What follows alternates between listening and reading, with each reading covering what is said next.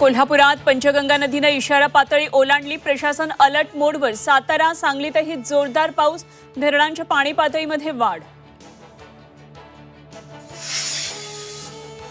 मुंबईत पुढील 24 तासात अतिमुसळधार पावसाची शक्यता। तीनही मार्गावरील लोकल ट्रेन उशिराने। रस्ते वाहतूकही मंदावली।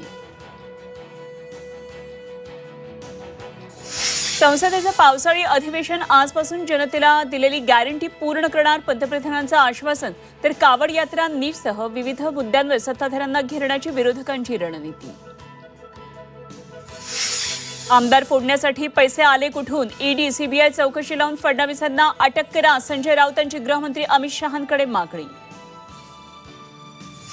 उद्धव ठाकरे 4 ऑगस्टला दिल्ली दौऱ्यावर। आघाडी नेत्यांची घेणार भेट। विधानसभा निवडणुकीच्या पार्श्वभूमीवर ठाकरेंचा दिल्ली दौरा। विरोधकांचा सोडा। ओबीसीतून आरक्षण देणार का? मनोज जरांगेंचा फडणवीसांना सवाल। आरक्षण देत नसाल तर सत्तेत यावं लागेल। जरांगेंचा इशारा।